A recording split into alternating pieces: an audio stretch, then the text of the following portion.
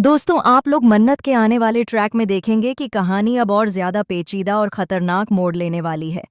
जब मन्नत वहां पर अचानक बेहोश होकर गिर जाएगी, तभी विक्रांत को एक नया मौका मिल जाएगा। विक्रांत इस मौके का फायदा उठाकर पूरा का पूरा इल्जाम वरुण पर ठोक देगा।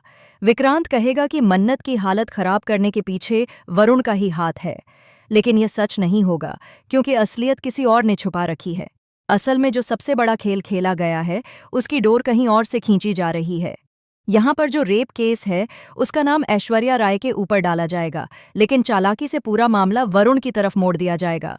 यही नहीं, दादू का कत्ल भी वरुण पर डाल दिया जाएगा।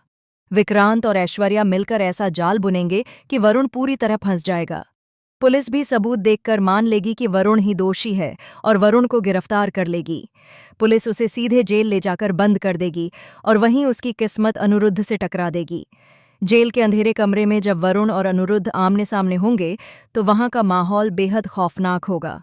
अनिरुद्ध उससे पूछेगा, तुम यहाँ कैसे आ गए? तुम्हें तो बाहर जाकर सब ठीक करना था, फिर तुम यहाँ पर कैसे बंद हो गए? वरुण थके हुए चेहरे और कांपती आवाज में सारी सच्चाई बताएगा। वह कहेगा, मुझ पर झूठा इल्जाम लगाया गया है। दादू के कत्ल से लेकर मन्नत की हालत तक सब कुछ मेरे सिर पर डाल दिया गया है। लेकिन वरुण की ये बातें सुनकर अनिरुद्ध का गुस्सा फट पड़ेगा। वह कहेगा, तुम्हें एक भी काम ठीक से करना नहीं आता।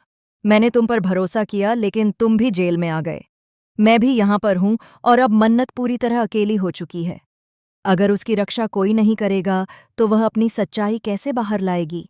वह कैसे दुनिया के सामने ये साबित करेगी कि वह निर्दोष है? और मुझे यहाँ से कौन छुड़ाएगा? अब मैं किसी पर भरोसा नहीं कर सकता। मुझे खुद ही सारा काम करना पड़ेगा।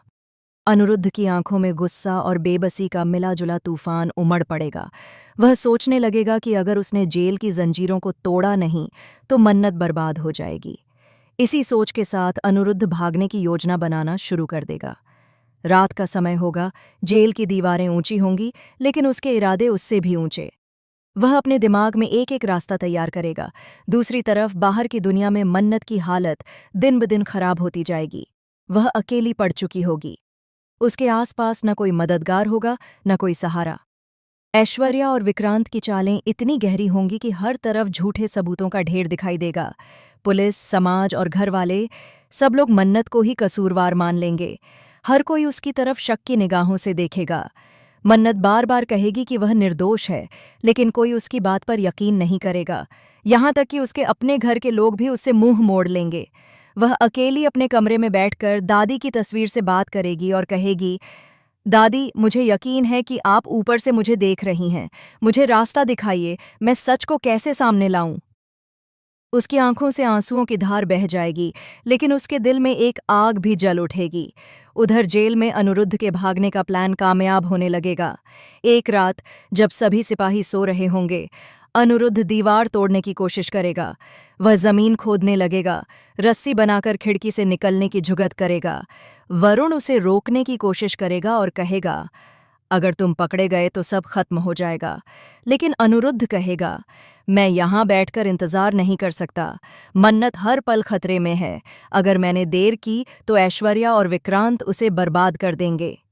इधर ऐश्वर्या और विक्रांत की चालें और खतरनाक होती जा रही होंगी। ऐश्वर्या मन्नत को मानसिक रूप से तोड़ने की कोशिश करेगी। वह बार बार उसे ताना देगी, अब देखो, तुम्हारे पास कोई नहीं है। वरुण जेल में है, अनिरुद्ध भी जेल में है और तुम अकेली हो। सच को बाहर लाने की ताकत तुम में है ही नहीं। लेकिन मन्नत अपने आंसू पोंछकर जवाब देगी, मेरे साथ कोई न हो, लेकिन मेरे पास सच्चाई है और सच्चाई की ताकत से मैं तुम्हें हराऊंगी।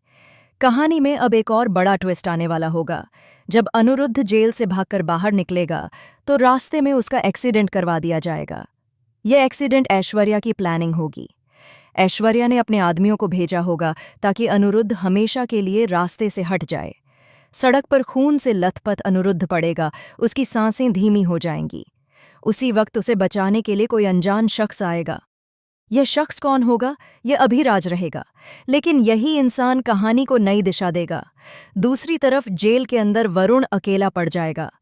पुलिस उस पर और दबाव डालेगी, उसे तंग किया जाएगा ताकि वह अपराध कबूल कर ले।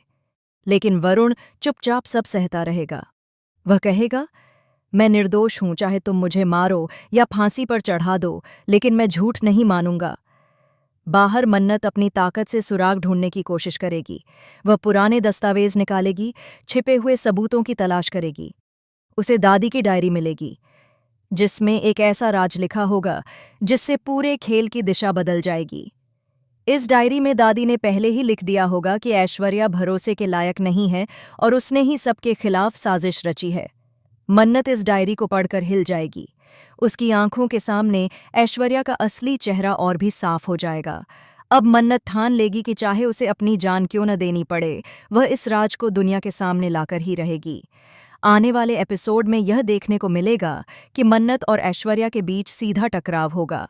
ऐश्वर्या उसे धमकाएगी, लेकिन मन्नत पहली बार उसके सामने डटकर खड़ी होगी। वह कहेगी, अब बहुत हो गया ऐश्वर्या,